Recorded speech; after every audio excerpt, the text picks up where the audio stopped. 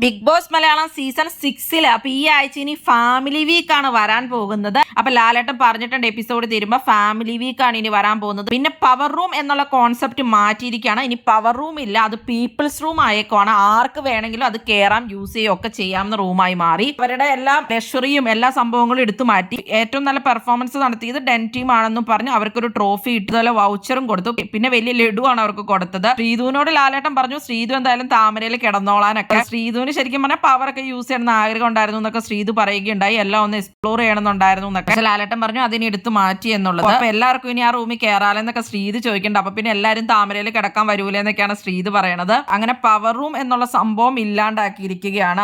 അതുപോലെ തന്നെ ഈ ആഴ്ച ഇനി ഫാമിലി വീക്കാണ് വരാൻ പോകുന്നത്. കണ്ടസ്റ്റൻസിനെ വീട്ടിൽ നിന്ന് ആരെങ്കിലും ഒക്കെ വരികയും അവർ ഓരോ ദിവസം അവിടെ നിൽക്കുകയും ഒക്കെ ചെയ്യുന്നൊക്കെയാണ് അറിയാൻ സാധിക്കുന്നത്. അപ്പൊ എങ്ങനെ ആവുമെന്ന് നമുക്ക് കണ്ടറിയാം. കൂടുതൽ ബിഗ് ബോസ് വീഡിയോകൾക്കും ബിഗ് ബോസിന്റെ ലേറ്റസ്റ്റ് ലൈവ് അപ്ഡേറ്റ്സിനുമായിട്ട് ഈ ചാനൽ സബ്സ്ക്രൈബ് ചെയ്യണേ, സപ്പോർട്ട് ചെയ്യണേ.